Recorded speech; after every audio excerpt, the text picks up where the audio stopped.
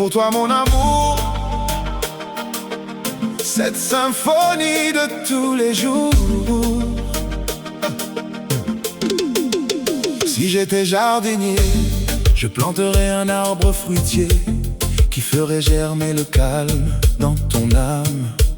Sa sève serait placidité, mais également impassibilité. Elle serait apaisement, mais également bercement. Elle serait silencieuse, mais également sérieuse. Ses fleurs seraient soulagement, mais aussi détachement. Elle serait stabilité, mais aussi imperturbabilité. Elle serait circonspection, mais aussi pondération. Elle serait limpide et impavide, mais aussi béatitude. Ses fruits seraient rassérénés et rassurés, surtout sérénité et tranquillité, mais également accalmie et embellie. Car malheureux nous le serions si nous laissions notre âme envahir d'herbes étouffantes, d'ébranlements et d'affolement, d'animation et d'ébullition, d'ardeur et de clameur. Nous devons nous éloigner des ordures agitées, de l'anxiété, de l'ahurissement et de l'agacement, du bouillonnement et du bouleversement.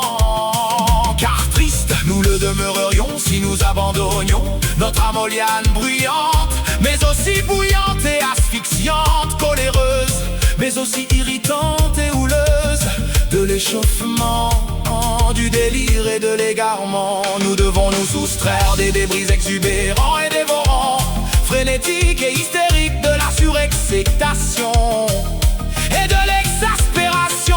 Car pitoyables nous le serions si nous livrions notre âme à la merci des titus nerveux et tempétueux, colériques et volcaniques, de la douleur et des faits et gestes rageurs. Nous devons éviter les immondices, irrités, excités, survoltés, de la nervosité et de la frayeur et de la terreur. Car heureux nous le resterions si à notre âme nous évitions de patauger dans les fanges dangereuses et orageuses, exaltées et surexcitées, de la fébrilité, du tumulte et de la tourmente, de la véhémence et de la violence, de l'embrasement et de l'effarement.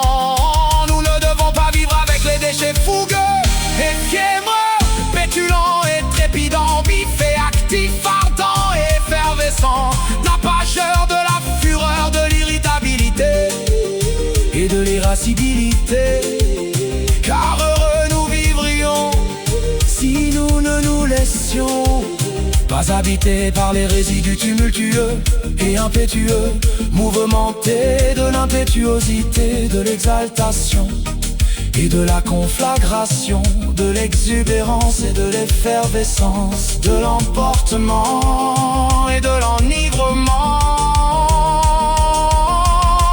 Nous ne devons pas appeler vil fumier de l'irritation et de la perturbation, de l'alarme et du vacarme, de la révolte et de l'émeute, de la cacophonie et de la frénésie. Car bien heureux nous le serions si nous déracinions dans notre âme les souches de la houille qui nous rend fébriles, du trouble qui nous rend irritables, de la bousculade et de l'inquiétude, du tapage et du remue-ménage, de la manifestation et de la révolution.